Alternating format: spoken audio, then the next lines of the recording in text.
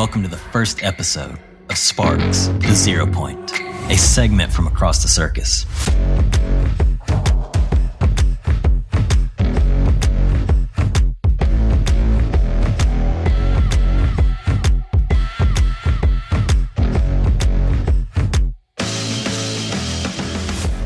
I'm your host, Jason P. Sparks, and today we'll be looking into what is going on in Israel, the surrounding areas, and what impacts are we seeing across the world.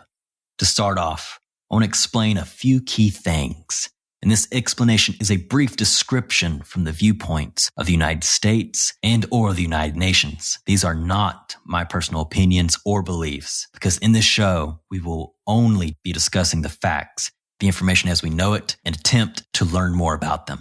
So let's start off with the organization that attacked Israel on October 7, 2023. This organization is known as Hamas, or the Islamic Resistance Movement, which was founded in 1987. Hamas is the governing power in the Gaza Strip of the Palestinian territories ever since 2006. Following 2006, there have been no elections to replace Hamas as the governing power. They were designated as a foreign terrorist organization, or FTO for short, by the U.S. Department of State back in 1997. From that description, you may be asking yourself, well, what are the Palestinian territories, or what exactly is Palestine? To provide a brief explanation, Palestine is an area in the Eastern Mediterranean region, which comprises of parts of Israel, the Gaza Strip, and the West Bank.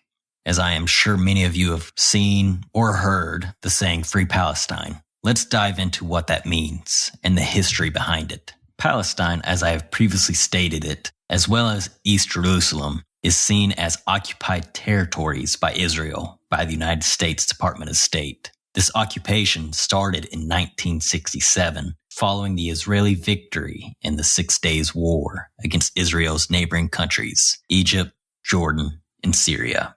So the term Free Palestine derives from this occupation by the country of Israel. This occupation is even condemned by the United Nations.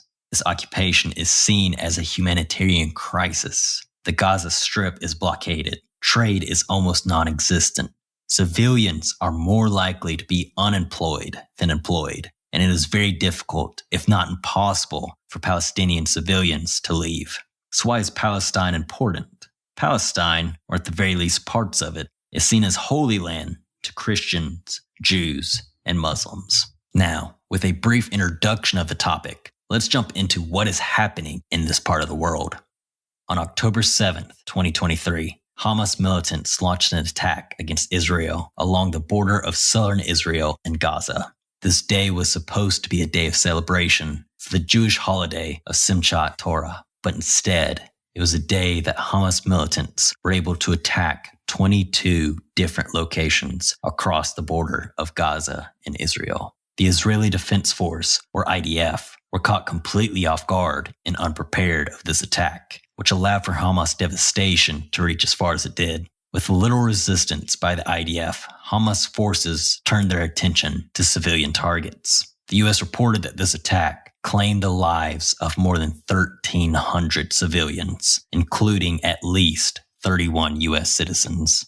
The U.S. goes on to report that families were slaughtered in their own homes. An estimated 200 people were taken as hostages, and at one music festival, more than 260 civilian lives were taken. Israel, of course, did not take this transgression lightly. The same day, Israel declared war against Hamas, and airstrikes and artillery quickly fell on the Gaza Strip as the IDF retaliated against the Hamas attack. Palestinian officials stated that more than 4,600 people had been killed and over 14,000 wounded by the retaliation by the IDF. On October 9th, the IDF had regained control of the area surrounding Gaza and imposed a full siege upon it.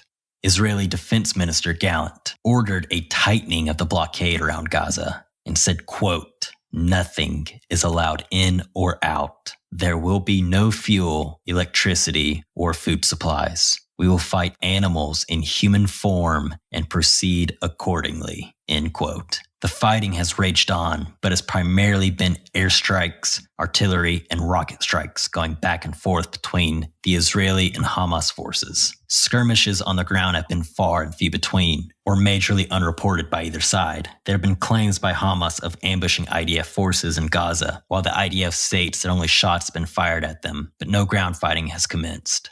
Israel's airstrikes, however, have not stopped in just Gaza, as reports of airstrikes have come from the West Bank, Lebanon, and Syria as well. Clashes at this time are becoming more frequent with Hezbollah fighters from Lebanon as it becomes more apparent that Israel might be fighting a war on more than one front.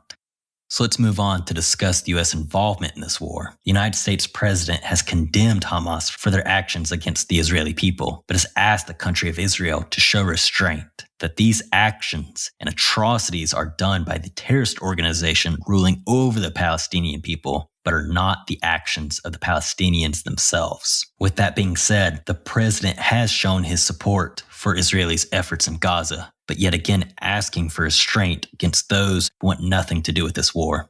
The United States has sent 2 aircraft carriers to the Mediterranean Sea. Approximately 2,000 Marines are on standby, pledged equipment and financial support, and even United States Special Forces are allegedly supporting Israeli forces with planning and intelligence.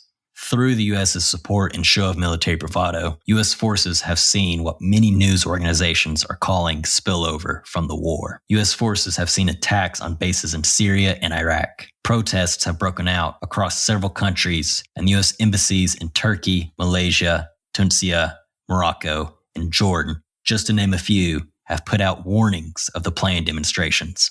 Demonstrations in Lebanon resulted in the use of water cannons and tear gas being used by security forces, and non-essential employees were asked to evacuate the Iraq embassy. In Washington, D.C., approximately 300 protesters were arrested for demonstrating in the Cannon House office building. Tensions and protests continue to rise after videos and reports of a Gaza hospital was hit with a rocket. Israel has denied that it was the one who struck the hospital, and has evidence that they claim proves that they did not do so.